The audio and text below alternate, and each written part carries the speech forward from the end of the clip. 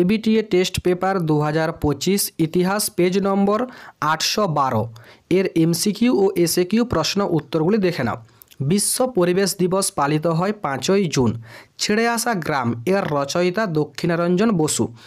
নারী সত্যাগ্রহ সমিতি প্রতিষ্ঠার সঙ্গে যুক্ত ছিলেন বাসন্তী দেবী। বারাসাত বিদ্রোহের নেতা ছিলেন তিতুমির। বেঙ্গল কেমিক্যালস এর প্রতিষ্ঠাতা ছিলেন প্রফুল্লচন্দ্র রায়।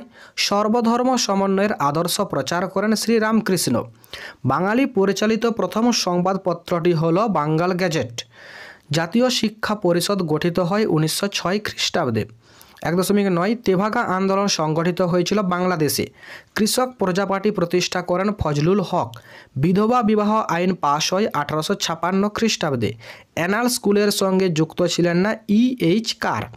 উলগুলান শব্দটি যে বিদ্রোহের সঙ্গে জড়িত? মুন্ডা বিদ্রোহ। ভাইকম সত্যাগ্রহ পরিচালনা করেন শ্রী নারায়ণ গুরু।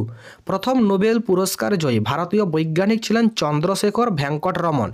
AITUC প্রতিষ্ঠিত হয় 1920 খ্রিস্টাব্দে। ভারতে গান্ধীজির প্রথম সত্যাগ্রহ ছিল চম্পারণ। একা আন্দোলনের নেতা ছিলেন মাদারি পাসি। 1.19 ভারতে চিপকো আন্দোলন ছিল পরিবেশ আন্দোলন। মুসলিম মোপালা কৃষকরা বিদ্রোহ করেছিল কেরালার মালাবার অঞ্চলে। এরপরে 2 দাগে চলে আসি। বাংলা ভাষায় প্রকাশিত প্রথম সচিত্র গ্রন্থের নাম লেখো। অন্নদা মঙ্গল।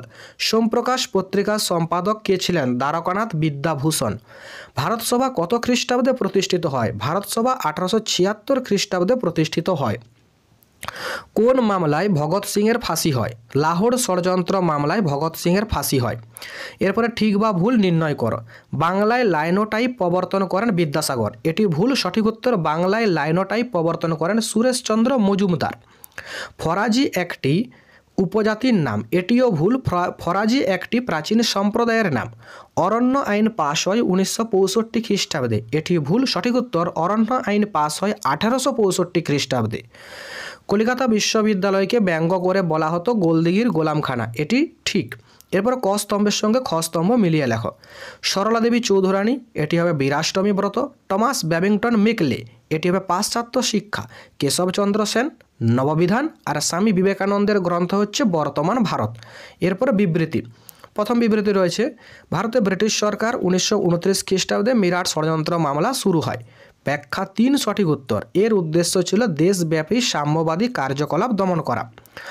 2.5.2 সরলা দেবী চৌধুরানী লক্ষ্মীর ভাণ্ডার প্রতিষ্ঠা করেছিলেন। ব্যাখ্যা 3 স্বদেশী পণ্য বিক্রির জন্য।